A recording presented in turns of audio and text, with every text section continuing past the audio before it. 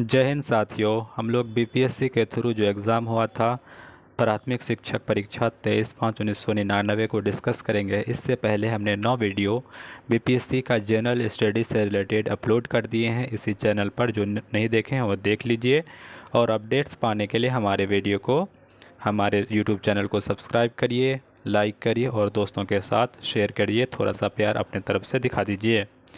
हम लोग बीपीएससी के जनरल स्टडीज़ का टॉपिक जो प्राथमिक शिक्षा में 150 क्वेश्चन पूछेगा जनरल स्टडीज़ से, उसके कुछ टॉपिक्स देखेंगे तो आपको देखने को मिलेगा भारतीय राष्ट्रीय आंदोलन, सोशल साइंस, सामाजिक विज्ञान और सामाजिक ज्ञान, जनरल अवेयरनेस, सामाजिक जागरूकता, मेंटल एबिलिटी, रीजनिंग और एलिमेंट्री मैथ्स।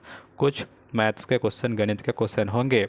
तो हम लोग इसी टाइप के कुछ क्वेश्चन बीपीएससी पहले ले चुका है, उसका क्वेश्चन को डिस्कस करते हैं 1999 का। इससे पहले हम क्वेश्चन को शुरू करें, थोड़ा मेरे कोट्स लिखे गए हैं उसको आप सुन लीजिए। बारिश की बूंदें भले ही छोटी हो लेकिन उनका लगातार बरसना बड़ी नदियों का बहाव बन जाता है। बारिश की बूंदें भले ही छोटी हो लेकिन उनका लगातार बरसना बड़ी नदियों का बहाव बन जाता है। वैसे हमारे छोटे छोटे प्रयास भी ज़िंदगी में बड़ा परिवर्तन ला सकते हैं। फिर सुनिएगा, बारिश की बूंदें भले ही छोटी हो लेकिन उनका लगातार बरसना बड़ी नदियों को बहाव बन जाता है। वैसे ही हमारे छोटे छोटे ज़िंदगी में प्रयास भी ज़िंदगी का बड़ा परिवर्तन ला सकता है, अर्थात चेंजिंग ला सकते हैं हम लोग छोटे छोटे प्रयास करके। आइए इतिहास के कुछ क्वेश्चन बनते हैं, देखते हैं, हम लोग डिस्कस करते हैं। पहला क्वेश्चन है, ए मेरे वतन के लोगों ज़रा आँखों में भर लो पानी, गीत किसने लिखी है? ए मेरे वतन के लोगों, देखिए ये बहुत ही अच्छा, ये खुद ही मोटिवेशनल कोट्स है, कुछ कथन है, किसने लिखा गया है? तो ये लिखे गए मजहरुल सुल्तानपुरी या भारत व्यास के द्वारा, प्रदीप के द्वारा। तो ऑप्शन सी सही है, ये प्रदीप के द्वारा लिखा गया है। नेक्स्ट क्वेश्चन देखेंगे, गुलबदन बेगम नूरजहाँ की बहन थी या हुमायूं नामा की लेखिका थी? फतेहपुर सिकरी में दफनाया गया था, हुमायूं की बहन थी। देखिएगा, गुलबदन बेगम एक लेखिका थी, तो हुमायूं नामा जो लिखे हैं, हुमायूं से रिलेटेड एक ऑटोबायोग्राफी, ये गुलबदन बेगम ने ही लिखी है। तो हुमायूं नामा की लेखिका थी, ऑप्शन 2 सही है। और फतेहपुर सिकरी में इसको दफनाया गया है, ऑप्शन सी सही भी है। हुमायूं की बहन थी, बिल्कुल हुमायूं की बहन थी, इन्होंने हुमायूं नामा लिखे हैं, ऑप्शन 4 भी सही है। तो 2, 3 और 4 ये सही है। नूरजहाँ की बहन नहीं थी, जो हुमायूं की बहन थी, ऑप्शन 1 गलत होगा। तो गुलबदन बेगम एक लेखिका थी, पुस्तक लिखी है हुमायूं नामा, और फतेहपुर सिकरी में दफनाया गया है, हुमायूं की बहन थी। तो 2, 3, 4 सही है, ऑप्शन बी सही है। Next question, A M Khusro है। देखिए ये क्वेश्चन उस टाइम का करेंट अफेयर से लिया गया था। ए एम खुसरू का क्वेश्चन कहता है कि ये वित्त आयोग के अध्यक्ष हैं। ये अभी वित्त आयोग के अध्यक्ष एन के सिंह हैं। 15वें वित्त आयोग अभी चल रहा है और राज्यों को 41 पॉइंट समथिंग लगभग 42% करों का हिस्सा दिया जा रहा है। नेक्स्ट क्वेश्चन, स्वराज दल का विश्वास था। तो स्वराज दल का क्या विश्वास था? औपनिवेशिक स्वशासन में, ऑप्शन ए। ऑप्शन बी, अंग्रेजों के साथ असहयोग में। ऑप्शन सी, संपूर्ण स्वराज में। विधानमंडलों में सीटों का सांप्रदायिक। तो ऑप्शन सी सही है, संपूर्ण स्वराज। देखिए, स्वराज दल की स्थापना मोतीलाल नेहरू और चित्तरंजन दास ने 1923 ईस्वी में स्थापना करते हैं। निम्नलिखित में से कौन सुमेलित नहीं है? Option A, Lala Hardayal Ghadar party. तो ये ऑप्शन सही है, 1912 ईस्वी में लगभग सैन फ्रांसिस्को अमेरिका के पश्चिमी अमेरिका के भाग में स्थापना करते हैं। भूपेंद्र नाथ दत्त आज़ाद हिंद फौज पार्टी, ये भी सही है। महादेव गोविंद रानाडे। तो देखेंगे, महादेव गोविंद रानाडे ये जस्टिस पार्टी से रिलेटेड नहीं थे। जस्टिस पार्टी के जो स्थापना करने वाले हैं नतेश मुदलियार है, नतेशा मुदलियार। तो मुदलियार से रिलेटेड है ये जस्टिस पार्टी। महागोविंद रानाडे इससे रिलेटेड नहीं है। और एनी बेसेंट होम रूल की स्थापना करती हैं, होम रूल भारत में लाती है, स्वशासन की स्थापना करते हैं, ये ऑप्शन सही है। 1917 का कोलकाता का अधिवेशन में एनी बेसेंट इसकी अध्यक्षता करते हैं। कांग्रेस की प्रथम महिला होती है, लेकिन वो विदेशी होती है। नेक्स्ट क्वेश्चन, ऋग्वेदिक काल के देवता कौन है? सूर्य और अग्नि, जल और अग्नि, इंद्र और अग्नि, सूर्य और विष्णु। तो इंद्र और अग्नि, ये ऑप्शन सी सही है, ऋग्वेदिक काल के देवता हैं, ऑप्शन सी सही है। देख लीजिएगा, ऋग्वेदिक काल के जो देवता है इंद्र और अग्नि। आपको कमेंट बॉक्स में लिखना है इंद्र जो है वर्षा का देवता है या किस चीज़ का देवता है। नेक्स्ट क्वेश्चन नंबर 7 आपको देखना है। क्वेश्चन नंबर 7 में कह रहा है, महात्मा बुद्ध के प्रभावी से जो गणिका बौद्ध भिक्षुणु बन गई वह कौन थी? यानी महात्मा बुद्ध से प्रभावित हुई थी। सॉरी, थोड़ा सा महात्मा गांधी नहीं होगा, महात्मा बुद्ध, माफ़ करिएगा, महात्मा बुद्ध के प्रभाव से बौद्ध की भिक्षुणी बन गई थी। Amrapali option A, Ambalika option B, Vasantasena option सी और मालविका ऑप्शन डी। तो आम्रपाली ऑप्शन ए सही है, महात्मा बुद्ध के प्रभाव से गणिका बौद्ध भिक्षुणी बन गई थी। अब देखेंगे बौद्ध रिलेटेड है। जब गौतम बुद्ध का पुराना नाम या सबसे प्रथम नाम, सर्वप्रथम नाम बोलते हैं सिद्धार्थ, उसको जब जन्म लेते हैं तो कमल इसका प्रतीक होता है, जब यह गृह त्याग करते हैं तो घोड़ा इसका प्रतीक होता है, और जब ज्ञान प्राप्ति होती है पीपल वृक्ष के नीचे तो पीपल इसका प्रतीक होता है, सिंबल होता है। और सबसे प्रथम उपदेश देते हैं सारनाथ में तो इसको चक्र बोलते हैं। उसके बाद कुछ लुम्बिनी में इसका जन्म होता है। नेक्स्ट देखेंगे मृत्यु जो होती है तो मृत्यु में लोग स्तूप बनाए जाते हैं। पुराणों की संख्या होती है, ठीक है, पुराणों की संख्या लगभग 12 नहीं होती है, 18 होती है पुराणों की संख्या। पुराण हमारे पास 18 है। कितना है? 18 हो गया पुराण। और वेदांग हमारे पास पूछेगा कि वेदांगों की संख्या कितने? वेदांगों की संख्या 6 है। तो देखिएगा 18 छक्के 108, 108 हो गया।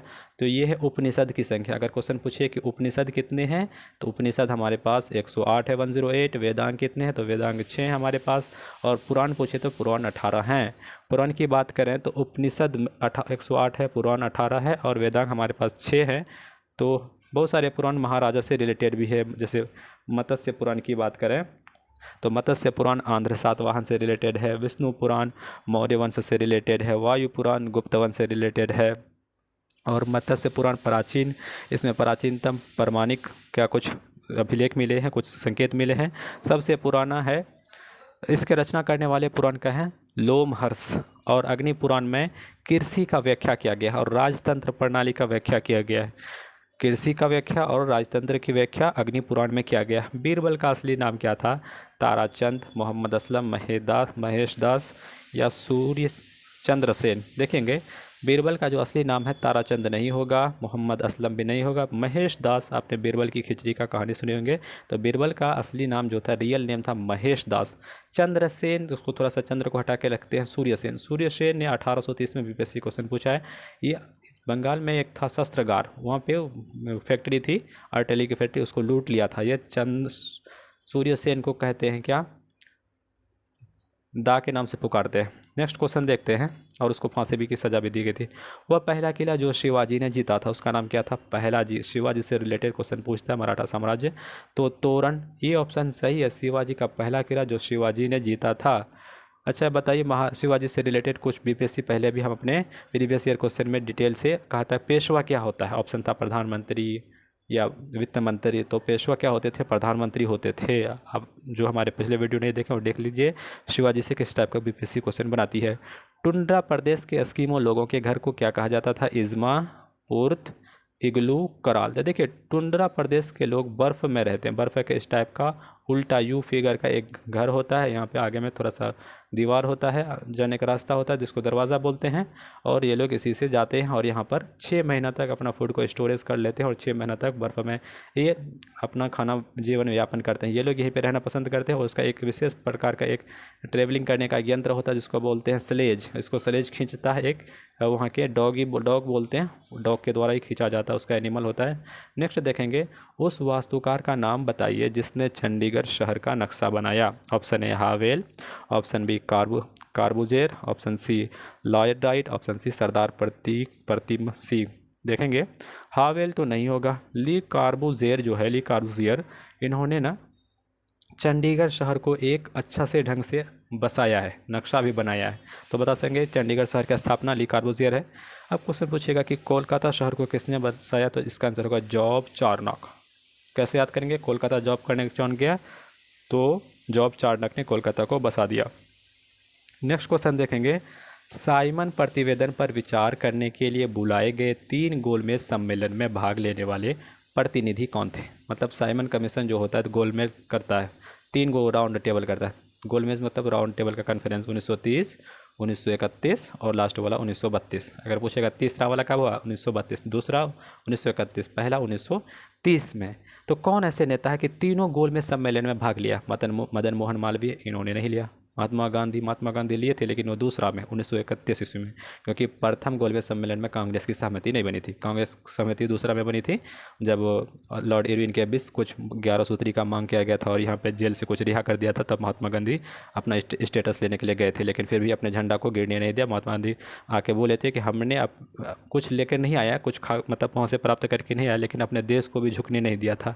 बहुत ही ज़्यादा रोल है महात्मा गांधी का। सरोजनी नायडू तो ये भी नहीं गई थी। तो भीमराव अंबेडकर जो है, ये ऐसे नेता हैं जो तीनों गोल, फर्स्ट, सेकंड और थर्ड, तीनों गोल में सम्मेलन में ये भाग लेते हैं। भीमराव अंबेडकर। सरोजनी नायडू के बारे में बता दें, प्रथम महिला कांग्रेस का अध्यक्ष बनती है, वो जो भारतीय होती है 1925 का कानपुर का अधिवेशन में।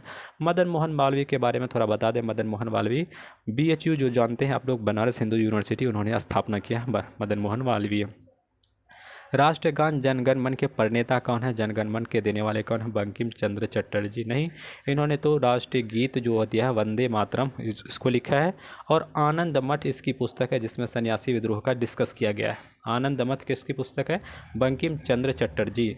सरोजनी नायडू इसके ये भी नहीं है। तो रविंद्रनाथ टैगोर जो है जनगण मन के रचनेता है, आप लोग तो जानते होंगे। इसके बारे में बता दें, रविंद्रनाथ टैगोर को गीतांजलि में 1913 के आसपास में नोबेल पुरस्कार देता है गीतांजलि के लिए।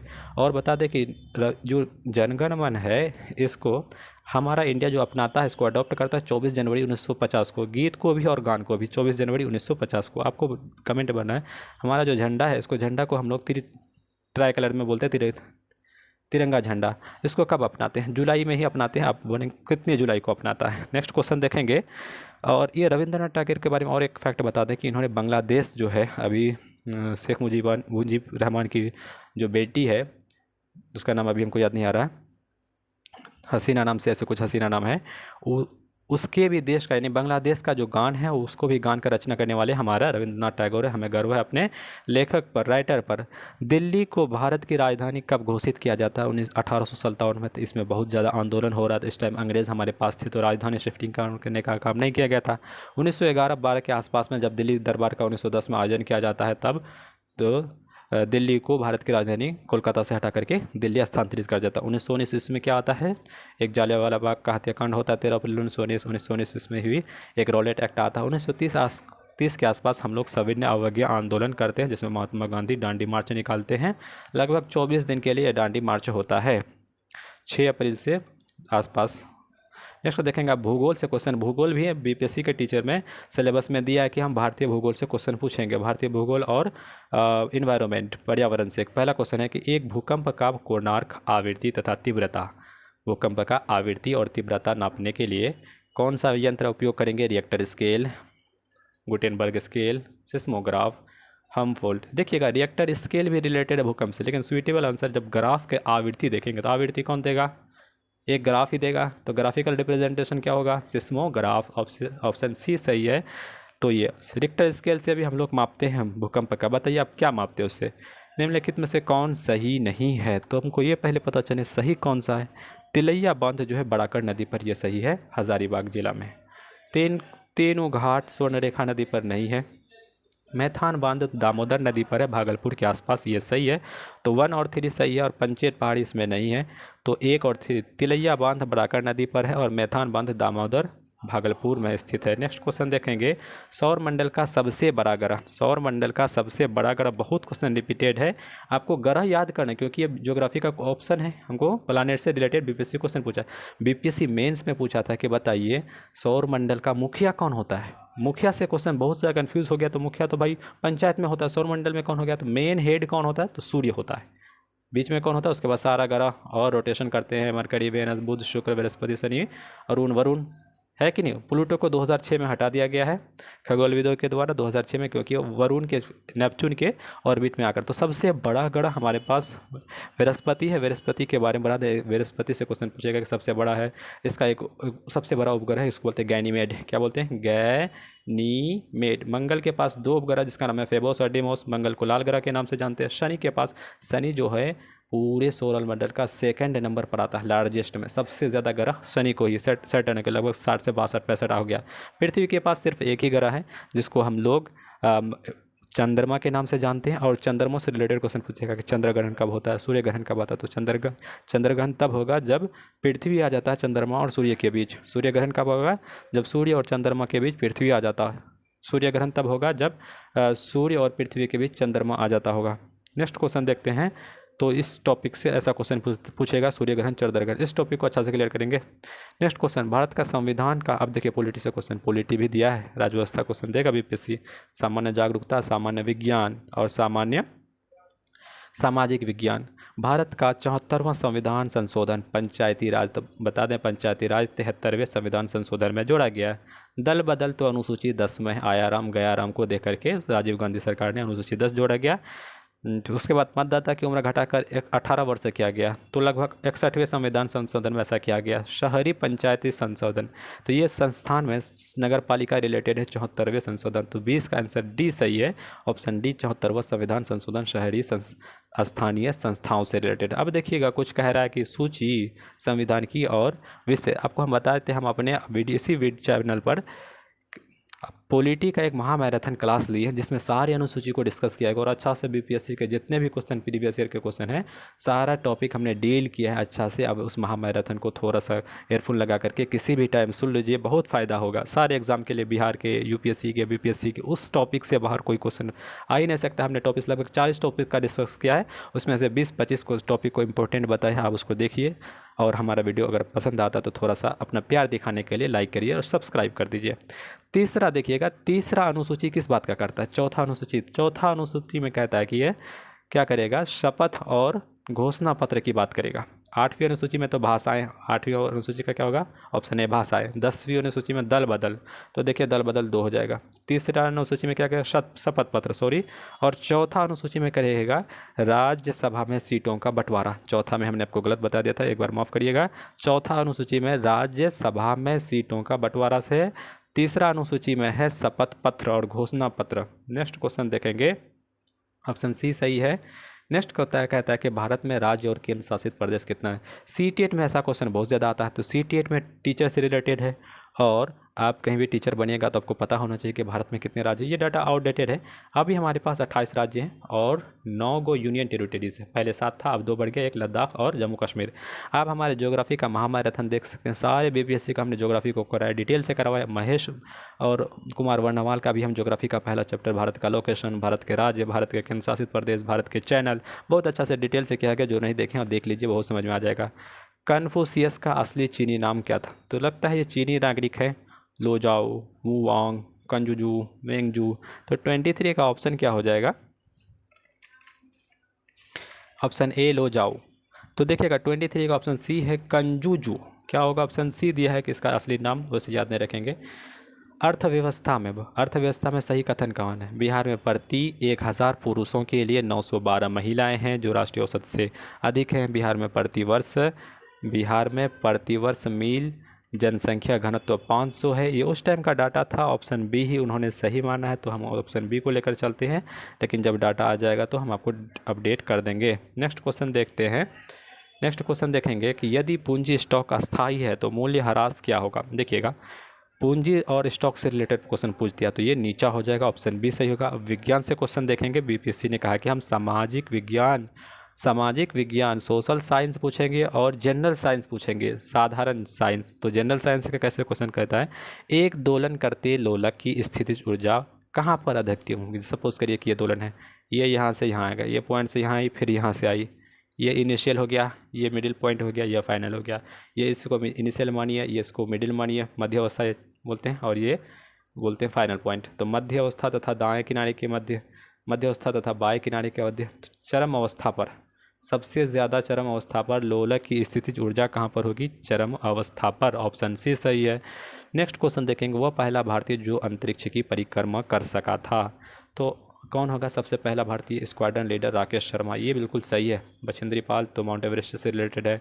लेफ्टिनेंट कर्नल कल्पना चावला भी गई थी, लेकिन ये भारत की मूल की थी, अंतरिक्ष पर भी गई थी। नेक्स्ट क्वेश्चन देखेंगे, यदि भारत पर पाया जाने वाला 1 किलोग्राम भार सूर्य की कक्षा में पहुंच जाए तो वह हो जाएगा 20 गुना, 25 गुना, 28 गुना, 35 गुना। तो ऑप्शन सी उन्होंने सही दिया है, ऑप्शन सी से 28 गुना 1 किलोग्राम भार सूर्य की कक्षा में पहुंच जाए। पहले तो भैया ये सोचिए कि सूर्य में पहुँचे कि नहीं पहुँचे, कैसे कैलकुलेशन करके बता दिया। तो अब याद रखिएगा 28 गुना हो जाएगा।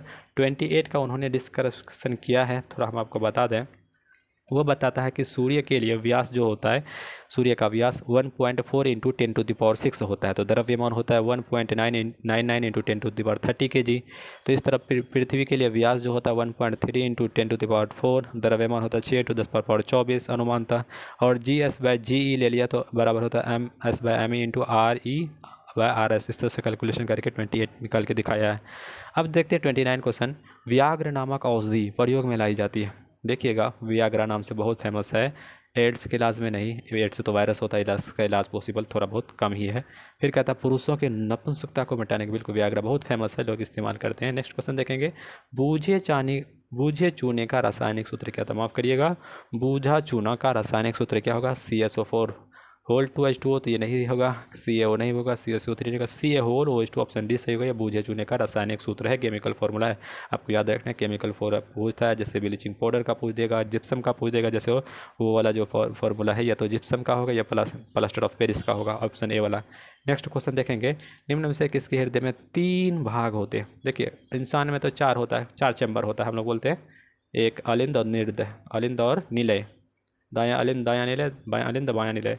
खरगोश में नहीं होता है, या मेढक में जो होता है 3 अक्ष होता है, 3 चैम्बर। मेढक के बारे में बता दें, मेढक जो होता है फेफड़ा से भी सांस लेता है, अपने बॉडी के स्किन से भी सांस लेता है। अपने बॉडी के स्किन से आप लोग देखिएगा, 6 महीने के लिए सोने चला जाता है, तब वो फेफड़ा का यूज़ नहीं करता, मिट्टी के नीचे जब दबा वहाँ पे अपना चमड़ा जो होता है, स्किन होता है, उसी से लेता है। निम्नलिखित में से किसमें कार्बोहाइड्रेट नहीं होगा? आलू में कार्बोहाइड्रेट दिखेगा, मिलेगा, केला में भी मिल जाएगा, मक्का में मिलेगा। मटर और दलिया में तो प्रोटीन मिलेगा, कार्बोहाइड्रेट की मात्रा कम होगी, तो ऑप्शन सी सही है मटर में। रक्त का थक्का जमने के लिए आवश्यक है। रक्त का थक्का देखिए जमेगा तो विटामिन ए, तो रेटिनॉल आँख से रिलेटेड है, तो ऐसा कोई रिलेशन नहीं बनेगा, ए नहीं होगा। विटामिन डी से रिकेट बीमारी होता है, विटामिन ई से बांझपन होता है, ब्यूटी हार्मोन बोलते हैं। तो विटामिन के जो है फाइलोक्विनोन, ये विटामिन के से रिलेटेड है, जो रक्त का थक्का ब्लड क्लॉटिंग में हेल्प करता है, ऑप्शन डी सही है। पेप्सिन बदल देता है, देखिए पेप्सिन जो है प्रोटीन से रिलेटेड है, यीस्ट को शर्करा में, नाम ही है, बिल्कुल गलत। प्रोटीन को पॉलीपेप्टाइड में बदलता है, ये आपका डाइजेशन चैप्टर से रिलेटेड है।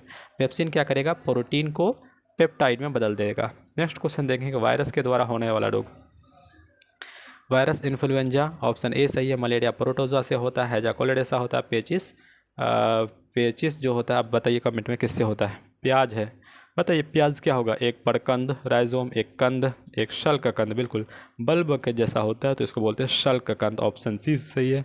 अदरक तना है, अदरक तना बीपीएससी क्वेश्चन पूछा था, अदरक तना है कि क्यों, क्या रीज़न है? तो पूछा था, उसमें आंसर दिया था कि इसमें नोड और इंटरनोड होते हैं, नोड्स होते हैं और इंटरनोड होते हैं। प्रकाश संश्लेषण के दौरान उत्पन्न गैस कौन सी है? कार्बन डाइऑक्साइड, तो ये तो कार्बन डाइऑक्साइड तो लेता है, गैस तो उत्पन्न नहीं हुआ। ऑक्सीजन, बिल्कुल ऑक्सीजन सी सही है, ऑप्शन बी सही है। ये कार्बन डाइऑक्साइड और H2O से मिलेगा, तो H2O जो है विखंडन होकर हाइड्रोजन देगा, और ऑक्सीजन गैस, तो ऑक्सीजन गैस वातावरण में मूव होता है, रिलीज होता है, तो ऑप्शन बी सही है। प्रकाश संश्लेषण में ऑक्सीजन गैस उत्पन्न करेगा। नेक्स्ट क्वेश्चन देखते हैं। पौधों में श्वसन की क्रिया होती है। देखिएगा, पौधे केवल दिन में श्वसन, ऐसा नहीं है, रात में कहाँ जाएंगे श्वसन करने के लिए? केवल रात में, तो दिन में कहाँ जाएंगे? रात और दिन दोनों में वो श्वसन करेंगे, रात में भी करेंगे श्वसन, दिन में भी श्वसन करेंगे। तो ऐसा क्वेश्चन। आंखों में प्रवेश करने वाला प्रकाश का नियमन कौन करता है? देखिए, सपोज करिए ये हमारा प्यारा सा नन्हे मुन्ने आँखें हैं, तो ये आँखों में देखेंगे तो इसमें क्या करता है कि प्रकाश का नियमन, यहाँ पे हमारे पास पुतली होता है, पुतली होता है, जो आयरिस है ये प्रकाश का नियमन करता है। आप देखिएगा, कभी धूप में जाते हैं और धूप से बाहर आते हैं तो आपका आँख थोड़ा सा चकाचौंध हो जाता है और आपको कन्फ्यूज़न होता है, लाइट कम पड़ती है, तो ये जो है आयरिस का, हाँ, रंग पार्ट जिसको बोलते हैं आयरिस, ऑप्शन भी सही है। एक बार बीपीएससी क्वेश्चन पूछा था, रेटिना में क्या होता है? प्रतिबिंब प्राप्त कर रहे हैं। कॉर्निया क्या होता है? ये कॉर्निया को हम लोग दान कर देते हैं, क्या करते हैं? डोनेट करते हैं। नेक्स्ट क्वेश्चन देखेंगे। निम्न से कौन सा एक कीटनाशक है? कीटनाशक का मतलब पेंसिलिन है, या इंसुलिन है, या TNC है, या BHC है? तो बताइए, इंसुलिन तो एक टाइप का प्रोटीन है, कीटनाशक नहीं होगा। पेनिसिलिन तो एक टाइप का क्या होता है? ये एंटीबायोटिक है, इसको डिस्कवरी किया अलेक्जेंडर फ्लेमिंग ने। और BHC 40 का डी सही है, BHC ये ऑप्शन सही है, कीटनाशक है, कीट को मारने वाला बीमारी है। नेक्स्ट क्वेश्चन देखेंगे। इंसुलिन क्या एक टाइप का एंजाइम है? इंसुलिन क्या है? एक टाइप का हार्मोन भी है और एंजाइम भी है। उन्होंने क्या किया है, 41 को ए बी सही माना, एक हार्मोन में है, एंजाइम भी सही है, प्रोटीन भी है एक। नेक्स्ट क्वेश्चन देखो, वो एक हार्मोन माना, इंसुलिन एक हार्मोन है। वैसे इंसुलिन की कमी से जो होता है हमको शुगर डिजीज से हम लोग पीड़ित होते हैं। पौधे दिन में निकलते हैं, पौधे दिन में निकालते हैं और रात में लेते हैं। पौधे दिन में निकालते हैं ज़्यादा ऑक्सीजन और रात में लेते हैं वो ऑक्सीजन। ऑप्शन ए सही माना है, बिल्कुल उसको भी ज़रूरत होती है, ऑक्सीजन भी गैस भी वो लेते हैं। नेक्स्ट क्वेश्चन देखते हैं कि निम्न में से ऊर्जा का उत्पादन होता है। ऊर्जा का उत्पादन कब होगा? नाभिकीय संलयन के द्वारा, तो सूर्य में होता है। नाभिक के विखंडन के द्वारा, तो परमाणु में होता है। ऑक्सीजन अभिक्रिया के द्वारा। तो 43 का जो ऑप्शन होगा ए सही है, नाभिकीय संलयन में सूर्य का ऊर्जा उत्पन्न होता है। ऑप्शन ए। विखंडन के पूछेगा तो बम सही होगा, ऑप्शन बी सही होगा। एक पिको बीपीएससी मेंस में भी क्वेश्चन है, 10⁻⁻9 को नैनो बोलते हैं, 10⁻12 को पिको बोलते हैं। बिल्कुल सही। एक पिको सेकंड जो होता है 10⁻12 सेकंड के बराबर होता है। 10⁻15 को हम लोग बोलते हैं फेमटो, 10⁻18 को बोलते हैं एट्टो, यट्टो जो भी हो, इससे रिलेटेड है। हाइड्रोजन के परमाणु में कौन सा मौलिक कण उपस्थित नहीं है? ये रिपीटेड क्वेश्चन है, हमने आपको केमिस्ट्री का आपको बहुत अच्छा से डिटेल से समझाया। जो नहीं देखें बीपीएससी का लेक्चर देख लीजिए, और महामाराथन केमिस्ट्री का करवाएं, बहुत सुंदरता से किया गया। आप सुन लीजिए, थोड़ा ईयरफोन लगा करके कहीं देख लीजिए, डिस्कस कर लीजिए, तो केमिस्ट्री का क्वेश्चन नहीं छूटेगा। हाइड्रोजन के परमाणु में एक होता है एटॉमिक मास और एक होता है प्रोटॉन, तो 1 - 1 न्यूट्रॉन बराबर होता है 1 - 1, 1 - 1 = 0। तो हाइड्रोजन में क्या नहीं दिखेगा? न्यूट्रॉन नहीं दिखेगा, ऑप्शन सी सही है। नेक्स्ट क्वेश्चन देखेंगे, निम्नलिखित में से कौन सा किरण अनावेशित होता है? बहुत रिपीटेड क्वेश्चन है। अल्फा कण तो पॉजिटिवली चार्ज होता है, बीटा कण निगेटिवली चार्ज होता है, इसमें तो आवेश दिखेगा। गामा किरण में गामा रेस में कोई भी आवेश नहीं होता, ऑप्शन सी सही है। सर्वाधिक ऊर्जा वाली तरंगें हैं, सबसे ज़्यादा तरंगें किसकी होगी ऊर्जा? रेडियो तरंग, माइक्रो तरंग, ऑप्शन सी अवरक तरंग, ऑप्शन डी दृश्य तरंग। सबसे ज़्यादा वाला तरंग है जो है अवरक तरंग है, ऑप्शन सी सही है। जल को 0 डिग्री से 3 डिग्री तक गर्म किया जाता है, तो इसका आयतन क्या होगा? देखिए, जब सपोज करें कि ग्राफ बनाए, यहाँ पर 0 रखेंगे तो 1 है, 2 है और 3 है, इस तरफ 4 है। देखिएगा 0 डिग्री से 4 डिग्री पर जाएंगे सेल्सियस पर, तो इसका जो है घनत्व जो है सबसे ज़्यादा 4 डिग्री पर होता है। अगर घनत्व बढ़ता है तो आयतन घटेगा, घनत्व बढ़ेगा तो आयतन बराबर क्या होता है? घनत्व बाय द्रव्यमान, घनत्व बाय द्रव्यमान होता है। तो अगर घनत्व अगर बढ़ेगा, सब घनत्व बढ़ेगा तो आयतन घटेगा। घनत्व बराबर होता है, इसका फॉर्मूला हमने गलत लिख दिया, सही आप करेक्ट करके बताइए। घनत्व बराबर होता है द्रव्यमान बाय आयतन, ऐसा हो सकता है, तो ये घटेगा। ऐसा समझिए ना, सपोज करिए ग्राफ है, 4 डिग्री पर सबसे ज़्यादा घनत्व होगा, तो घनत्व अगर ज़्यादा होगा तो ये आयतन घटेगा, तो ऑप्शन 3 पर ये घट जाएगा। नेक्स्ट क्वेश्चन देखें, घनत्व बराबर होता है द्रव्यमान बाय आयतन। अगर ऐसा लगाते हैं, देखें घनत्व बराबर होगा द्रव्यमान बाय आयतन, आयतन को वॉल्यूम का वी लिखते हैं, ठीक है। अगर यहाँ पर हम लोग आयतन को बढ़ा दें तो घनत्व घटेगा, बिल्कुल। घनत्व का फॉर्मूला होगा द्रव्यमान यानी मास बाय वॉल्यूम। डेंसिटी बराबर क्या होगा? डेंसिटी बराबर होता है मास बाय वॉल्यूम। अगर हम लोग वॉल्यूम को ज़्यादा बढ़ाएंगे तो घनत्व घटेगा, तो 4 डिग्री पर घनत्व ज़्यादा होता है, 3 डिग्री पर घनत्व ज़्यादा होगा तो डेंसिटी घटेगा, ऑप्शन बी सही है, बहुत अच्छा। नेक्स्ट देखेंगे, फ़ारेनहाइट और सेल्सियस पैमाने पर कौन सा तापक्रम समान होता है? ये भी रिपीटेड क्वेश्चन है। -40 डिग्री पर सेल्सियस का वैल्यू और फ़ारेनहाइट का वैल्यू बराबर होता है। हम केमिस्ट्री में एक फार्मूला बताए थे कैसे निकालेंगे सेल्सियस को फ़ारेनहाइट में, एक रिलेशन होता है C/5 बराबर F - 32/9। इसको कैलकुलेशन करेंगे, C का वैल्यू पहले 40 डिग्री लिखेंगे, तब भी -40 डिग्री रखेगा। फ़ारेनहाइट में कभी 40 डिग्री रखेंगे तब भी -40 डिग्री सेल्सियस निकलेगा। तो इस तरह से देखेंगे कि सेल्सियस -40 पर सेल्सियस का मान और फ़ारेनहाइट का जो वैल्यू होता है वो इक्वल होता है। प्रकाश वर्ष किसका मात्रक है? गति का तो मीटर प्रति सेकंड होता है, समय का तो सेकंड होता है, दूरी का मात्रक होता है प्रकाश वर्ष, दूरी का ऊर्जा का सही मात्रक जूल होता है, ऑप्शन डी। इस तरह का क्वेश्चन पड़ेगा। चंद्र ग्रहण कब होता है? सूर्य और धरती और चंद्रमा के बीच। देखिए सूर्य जो होता है ना ये फिक्स होता है, कहीं नहीं जाता ये। इसमें चंद्र ग्रहण में वैसे आप देखेंगे ये सेंटर में होता है। सपोज करिए कि ये अगर चंद्र ग्रहण है, यहाँ पर हम सन को सन लिखते हैं और यहाँ पर चंद्र ग्रहण है रिलेटेड, इसको यहाँ पे अर्थ रखते हैं, जमीन को अर्थ रखते हैं, और ये वह हमारा मून है। तो क्या करेगा, मून और सन के बीच हमारा पृथ्वी आ जाएगा, तो इसको बोलते हैं चंद्र ग्रहण। तो देखिएगा धरती जो है सूर्य और चंद्रमा के बीच आ जाता, तो ऑप्शन सी सही है। चंद्रमा सूर्य और धरती के बीच आएगा ना, तब उसको सूर्य ग्रहण बोलते हैं, ऑप्शन बी वाला सूर्य ग्रहण होगा। ये वाला धरती जब चंद्रमा के बीच आएगा, सूर्य नहीं आता, ये दोनों एक बार हम कंसेप्ट दे देते हैं। सपोज करिए ये हमारा सन है, ये हमारा अर्थ है, ये हमारा मून है। इस कंडीशन में क्या हो जाएगा, अर्थ जब आएगा दोनों के बीच, सन और मून के बीच, तो हम बोलेंगे कि ये चंद्र ग्रहण है। ये सन है, ये हमारा मून है और ये हमारा अर्थ है। धरती और सूर्य के बीच जब चंद्रमा आ जाएगा तो इसको बोलेंगे हम सूर्य ग्रहण। ये बहुत कन्फ्यूजिंग क्वेश्चन है। पृथ्वी की सतह पर पलायन गति क्या होता है? देखिएगा पृथ्वी की सतह पर पलायन जो गति होता है 11 किलोमीटर पर सेकेंड होता है, तो ऑप्शन ए 52 का सही है।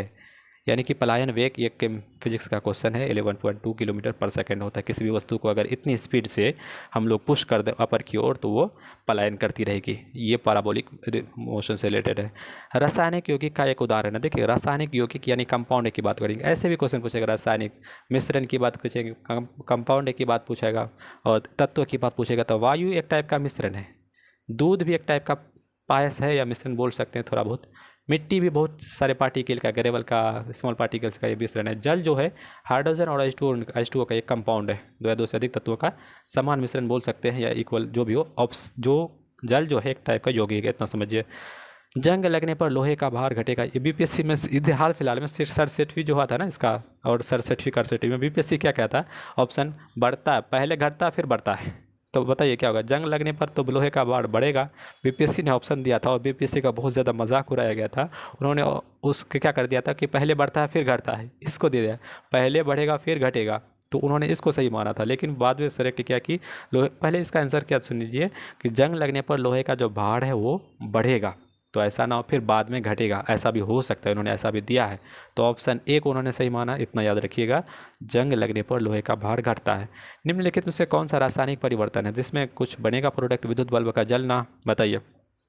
पानी का शर्करा में घुलना, तो ये रासायनिक तो होगा नहीं। मोमबत्ती का जलना, लोहे का क्षण का चुंबकीकरण, तो ये भी तो नहीं होगा।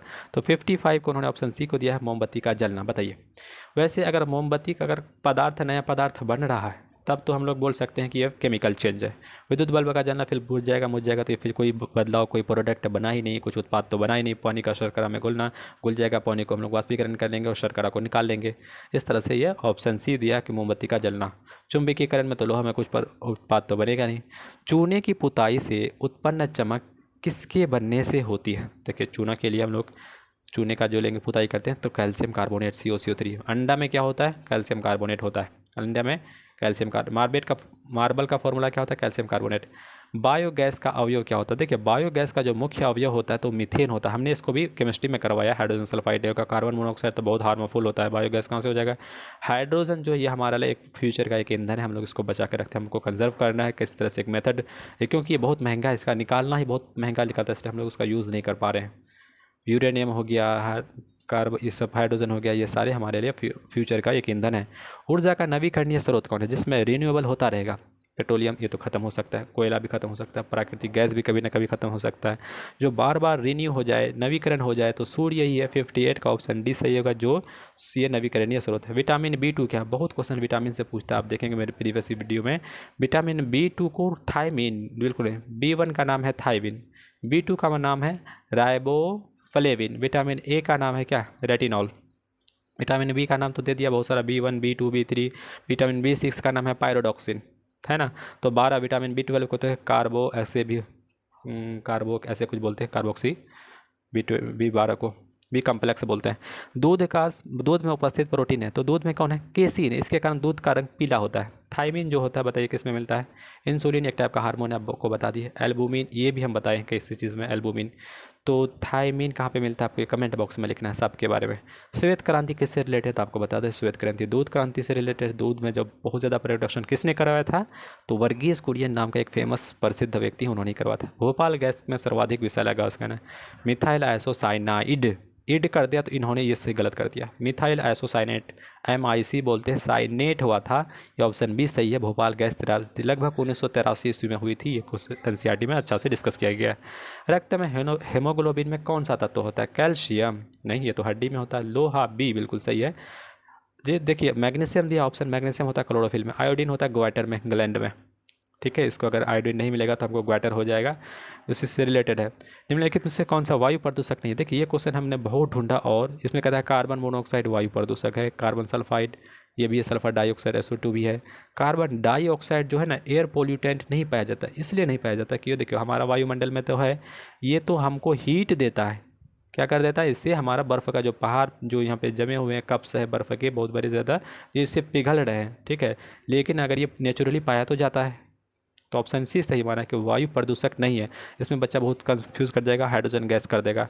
कठोर जल है, देखिए कठोर जल का उदाहरण है समुद्र जल, वर्षा का जल, ड्यूटेरियम ऑक्साइड। और कठोर जल का जैसे अगर भारी जल पूछता है तो ड्यूटेरियम ऑक्साइड D2O होता है। कठोर जल का मतलब वो खारा जल से लिया, ऑप्शन ए को सही माना है। वर्षा का जल सिंपल होता है, आंसू जल होता है, pH मान 7 होता है। ओजोन छिद्र में वातावरण में उत्पन्न होता है, देखिए ओजोन छिद्र वातावरण में जो उत्पन्न होगा क्लोरोफ्लोरोकार्बन के कारण, ब्रोमोकार्बन के कारण, हाइड्रोकार्बन, क्लोरोकार्बन, तो क्लोरोफ्लोरोकार्बन के कारण, CFC के कारण देखिए ओजोन लेयर में डिप्लीशन होता है। ओजोन लेयर हमको अल्ट्रावायलेट रेड UV रेज से हमको हिफाजत करता है, सेफ्टी देता है। तो 66 का ऑप्शन ए सही होगा। क्लोरोफ्लोरोकार्बन हम लोग फ्रिज लगाते हैं, उसमें गैस जो यूज़ हो रहा है कुछ एलिमेंट, उसमें क्लोरोफ्लोरोकार्बन रिलीज होता है। कांसे का सूत्र ये भी रिपीटेड होता है, कांसे में कॉपर और स्टेनम होता है, ठीक है। Cu+Sn बोलेंगे। देखिए कॉपर और जिंक, ये भी क्वेश्चन पूछा है। ये पीतल का फॉर्मूला है Cu+Zn, इसको बोलते हैं कुशन, इसको बोलते हैं कुशन। कौन को क्या बोलते हैं? कुशन। Cu+Sn, इस तरह याद करेंगे। कॉपर और निकल की बात करेंगे, इसी जगह क्रोमियम दिया जाता था, हम लोग स्टील बोल देते। कॉपर और एल्युमिनियम का कोई मिश्रण ऐसा देखने को नहीं मिलता है। सभी प्रकार के इस्पात में होता है कार्बन, निकेल, क्रोमियम और टंगस्टन। देखिएगा इस्पात में ज़्यादातर कार्बन दिखता है, इसलिए वो मजबूत दिखता है। निकेल किस में यूज़ हो रहा है तो बताइए, तो निकेल और क्रोमियम स्टेनलेस स्टील, ये दोनों मिला देंगे तो बन जाएगा स्टेनलेस स्टील। हम लोग सीसर हो गया जिसमें जंग बहुत कम लगता है। टंगस्टन जो होता है, बल्ब का फिलामेंट टंगस्टन से बना होता है, देखिएगा एक पतला सा वायर होता है, उससे ये BPSC भी क्वेश्चन पूछा है टीचर का एग्जाम में ही। अब देखते हैं कितना इंटरेस्टिंग है हमारा साइंस, प्यारा साइंस। गैस कार्बन का भौतिक अवस्था होता है, गैस कार्बन की भौतिक अवस्था क्या होंगे? ठोस, द्रव, गैस, अर्धठोस, अर्धठोस। तो उन्होंने दिया कि गैस कार्बन का भौतिक अवस्था ठोस होती है। नेक्स्ट क्वेश्चन, फलों को पकाने में उपयोग होने वाली गैस, कितना अच्छा सवाल है। मीथेन नहीं, इथेन नहीं, प्रोपेन नहीं, प्रोपेन जो गैस होता है LPG में होता है, प्रोटेन और ब्यूटेन। तो ऑप्शन डी से होगा इथैलीन जो होता है, इथैलीन की थैली भी आता है जिसमें हम लोग कच्चे फल को में डाल देते हैं, उसके बाद वो थोड़ा देर के बाद, दिनों के बाद पक जाता है। हमारे पटना वगैरह में देखिएगा तो बहुत बड़ा किसान कोल्ड स्टोरेज होता है, बहुत बड़े बड़े स्टोरेज होते हैं, वहाँ पे इसी गैस का यूज़ किया जाता है। वहाँ पे ठंडे शीत का प्रयोग किया जाता है फल को पकाने के लिए और फल को सेफ्टी दिलाने के लिए। निम्नलिखित में से किसी ठोस स्नेहक के रूप में प्रयोग करते हैं। देखिए ठोस और स्नेहक, सबसे ज़्यादा अगर ठोस बनेंगे, हार्ड बनेंगे तो हम ग्रेफाइट बोल सकते हैं। तो लेड जो होता है ये विद्युत का बहुत बैड कंडक्टर होता है, कार्बन भी नहीं होगा, तो हम ऑप्शन 71 का सी सही है, ठोस स्नेस। ग्रेफाइट जो होता है आपका देखिएगा, पेंसिल का जो नीडल होता है वो ग्रेफाइट है, ये इलेक्ट्रिसिटी का गुड कंडक्टर है, बिजली का सुचालक है। नेक्स्ट क्वेश्चन देखेंगे, एथीन के बहुलीकरण से क्या मिलता है? अगर एथीन को बहुलीकरण कर देंगे तो पॉलीएथीन, बेकेलाइट, रबर, गोंद। बेकेलाइट के बारे में BPSC क्वेश्चन पूछा, बेकेलाइट फॉर्मल्डिहाइड से बनता है। बेकेलाइट 72 का ऑप्शन ए माना है उन्होंने, पॉलीथीन बनाया तो बताइएगा। एथीन को बहुलीकरण करेंगे तो क्या बनेगा? रबर बनेगा। अब देखिए आपके घर में 100 वाट का एक बल्ब है, 5 घंटा प्रतिदिन चलता है तो 8 दिन तक जलता है, तो बिजली की खपत क्या होगा? सारे को मल्टीप्लाई कर देंगे और 1000 से भाग देंगे। 100 गुना 5 गुना 8 डिवाइडेड बाय 1000, 8 पंचे 40, तो 40 पर 3 को 0 डिवाइडेड बाय 1000, तो 1000 में 3 जीरो ऊपर 3 जीरो नीचे कट गया तो बचेगा 4 यूनिट। ऑप्शन सी सही है। इस तरह से अगर बिजली की खपत पूछेगा तो तीनों को मल्टीप्लाई कर देंगे, तो इस तरह से 1000 से भाग देंगे। दो गेंद जिनका भार अलग अलग है, एक मीनार से गिराई जाती है, सपोज करिए एक गेंद है, एक थोड़ा सा बड़ा है एक छोटा है। पूछा है कि बताइए भारी गेंद पहले गिरेगी, हल्की गेंद पहले धरती पर गिरेगी, दोनों एक साथ गिरेगी? तो बिल्कुल सही, क्योंकि उसकी भार समान है तो वो एक्सेलरेशन तो समान से गिरेगा, तो ऑप्शन सी सही होगा। कैलोमल का रासायनिक सूत्र क्या होता है? कैलोमल का CSO4 तो नहीं होगा, Ag2 नहीं होगा, तो Ag2Cl2 ऑप्शन सी है। इसको बोलते हैं हेमीहाइड्रेट को बोलते हैं plaster of Paris. CSO4 1/2H2 यहाँ पे रखेगा, डॉट H2O, तो प्लास्टर ऑफ पेरिस। इस CSO4 2H2 रहेगा तो जिप्सम का फॉर्मूला हो जाएगा। एक वाष्प इंजन है, वाष्प इंजन क्या है? 4 स्ट्रोक इंजन, अंतः इंजन, ब्रह्मा इंजन, तो ऑप्शन सी सही है। एक वाष्प इंजन क्या है? ब्रह्मा इंजन है। नेक्स्ट देखेंगे, निम्नलिखित में से कौन सा तत्व अर्धचालक में प्रयुक्त होता है? अर्धचालक में कॉपर नहीं, ये तो धातु है। अर्धचालक में ऑप्शन डी सही है, सिलिकॉन है, जर्मेनियम है, ये सारे अर्धचालक है। नेक्स्ट देखेंगे, जितना भी चिप्स होता है उसमें सिलिकॉन का प्रयोग किया जाता है। नेक्स्ट क्वेश्चन देखेंगे, निम्नलिखित में से कौन सा विकिरण विद्युत चुंबकीय विकिरण नहीं है? विद्युत का चुंबकीकरण, अवरक्त, पराबैंगनी और अक्स, इसमें पराश्रव्य तरंगें नहीं है। ऑप्शन डी सही है। 79 का देखते हैं। अब विविध आ गया, एक पुस्तक लिखा गया था जिसका नाम है लज्जा। लज्जा पुस्तक के राइटर कौन है? फातिमा बीबी, गिरिराज किशोर, फादर स्टोलिंग, तस्लीमा नासरन। तो लज्जा पुस्तक के लिए बहुत ही ज़्यादा ये था, विवाद में, डिस्प्यूट में था, तो तस्लीमा नासरीन ने लिखा था लज्जा पुस्तक। बिहार के सबसे ऊंची पर्वत कहाँ था? उस टाइम में ना उन्होंने ऑप्शन 80 को बी माना, पारसनाथ, लेकिन तब पारसनाथ तो झारखंड में गया। अभी पूछेगा तो सोमेश्वर की पहाड़ी जो है ये हमारा सबसे ऊंचा चोटी है।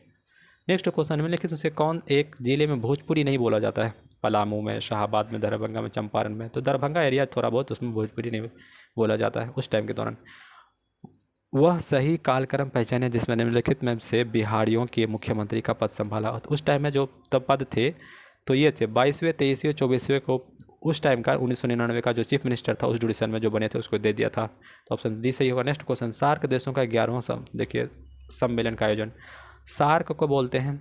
इसमें से लगभग इसकी जो स्थापना होती है 1985 के आसपास होती है। 1985 7 से 8 दिसंबर। इसका मेंबर है भारत, पाकिस्तान और बांग्लादेश, नेपाल, अफ़गानिस्तान और मालदीव। तो ये इसकी स्थापना याद रखेंगे 1985 ईस्वी में होती है, 7 दिसंबर 1985 ईस्वी में। लगभग इसके मेंबर कितने हैं? 6 या 7 मेंबर हैं। भूटान भी मेंबर है, श्रीलंका भी 1 2 3 4 5 6 7 1 8, अभी 8 मेंबर हो गए। अब याद रखेंगे इसका सम्मेलन जो है हाल में नेपाल में होने वाला है। इससे पहले हुआ था पाकिस्तान में। इससे पहले कहाँ पे हो रहा था? पाकिस्तान में। अभी इसका सम्मेलन जो हो रहा है 15 या जितना भी 21 है, 21 नेपाल में होने वाला है। आप लोग अपडेट करिएगा इसको। सही कथन पहचानिए। कोसोवो सर्बिया का एक राष्ट्र है। या अल्बानिया मूल के लोग कोसोवो में भाग ले रहे, तो ये तो कंट्राडिक्ट कर गया। नाटो की कारोबारी में इंग्लैंड और जर्मनी ने समर्थन प्राप्त किया है। स्लाव एकता के नाम पर बाल्कन समझौता के रूप में यूगोस्लाविया से बांधे हुए।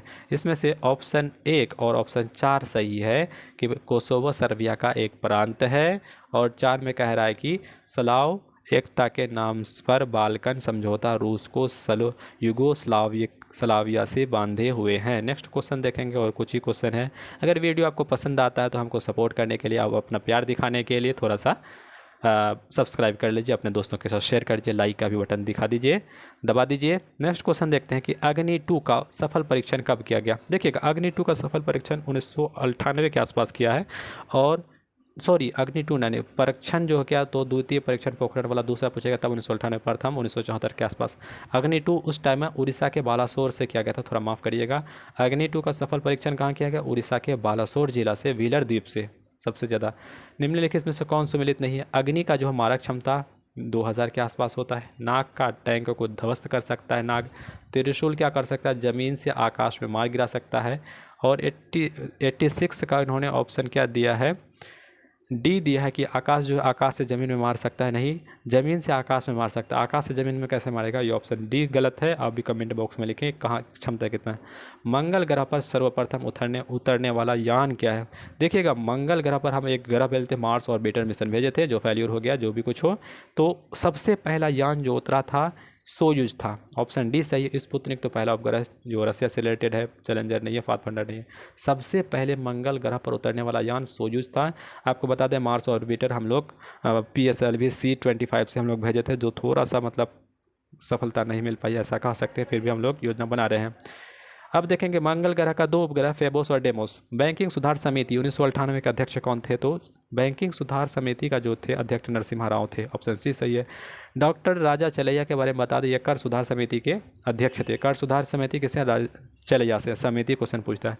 वाश कहता है वर्शिपिंग फॉल्स गॉड्स, एक पुस्तक लिखी थी उस टाइम में, करंट अफेयर में था, ये अरुण शौरी के द्वारा लिखा था। सलमान रुश्दी का कोई पुस्तक लिखी है, Arundhati Roy, God of small things इन्होंने लिखा है। और God of small things Arundhati Roy, Salman Rushdie का रडियार्ड किपलिंग, ऐसे कुछ बुक्स का नाम है। रडियार्ड किपलिंग वगैरह का ऐसे ऑथर का नाम आपको याद रखना। तालिबान है, देखिए आतंकवादी, कट्टरपंथी, तो कट्टरपंथी इसमें सुइटेबल है। आतंकवादी तो लोग है ही, जो भी हो आप लोग देख लीजिएगा। उन्होंने ऑप्शन बी को मारा, कट्टरपंथी। देखिए BPSC का टीचर में कैसा क्वेश्चन पूछा जा रहा है। निम्न में से कौन सी पुस्तक अमर्त्य सेन के द्वारा नहीं लिखा गया? अमर्त्य सेन को लगभग 1900 के आसपास में इसको नोबेल पुरस्कार दिया है, 1996 ऐसे कुछ। आप अपडेट कर लीजिएगा, अभी बताएंगे अभी अमर्त्य सेन के बारे में। तो बता देते हैं 91 का ऑप्शन जो है, कौन सी पुस्तक नहीं लिखा है Amartya Sen? Option A collective choice and social clear, option B on economic inequality, poverty and क्या कहता है फेमिन्स, ऑप्शन डी को नहीं लिखा है the Triumph of market economics. 3 पुस्तक लिखे Amartya Sen, poverty and famines, on economics, inequality, collective choice and socials. आपको बता दें अमर्त्य सेन जो है सोशल वेलफेयर के लिए उसको नोबेल पुरस्कार दिया गया है, जो भारतीय हैं। नेक्स्ट क्वेश्चन देखेंगे, अभी हाल फिलहाल में भारतीय जो उसको नोबेल पुरस्कार जो अमेरिका के, उसका कमेंट बॉक्स में लिखिए।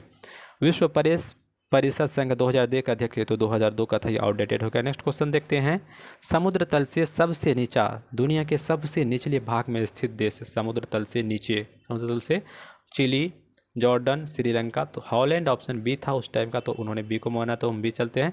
1999 में संयुक्त राष्ट्र संघ द्वारा मनाया जा रहा था। देखिए उस टाइम में ना 1999 में संयुक्त राष्ट्र ने 2022, 23, 24 इस तरह का दिवस घोषित कर देता है और वो लोग मनाते हैं, जिससे 2023 का भी दिवस है कि वो बाजरा वर्ष के रूप में मनाता है। बैलेट जो भी हो, बाजरा वर्ष के रूप में, बाजरा बाजरा वर्ष 2023 को मनाते हैं।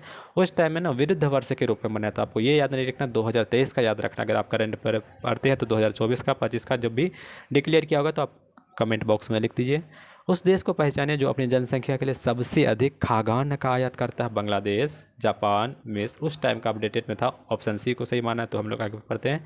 प्रोफेसर अमर्त्य सेन, तो आ गया ये 96 नंबर। अमर्त्य सेन अभी हम लोग याद कर रहे थे 1998 में ही ना उसको दिया गया है नोबेल पुरस्कार। तो उन्हें नोबेल पुरस्कार दिया गया। भारत रत्न ऐसा कुछ नहीं है वे अंतर्राष्ट्रीय पर, तो वेलफेयर के लिए, सोशल वेलफेयर के लिए नोबेल पुरस्कार दिया है 1998 में।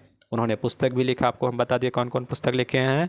Collective choice and social welfare, on economics inequality, poverty and famines, super computer परम। देखिए सबसे पहला हमारा सुपर कंप्यूटर परम नाम से होता है, टाइटल परम देते हैं 10,000 को विकसित करने वाले का श्रेय किया जाता है।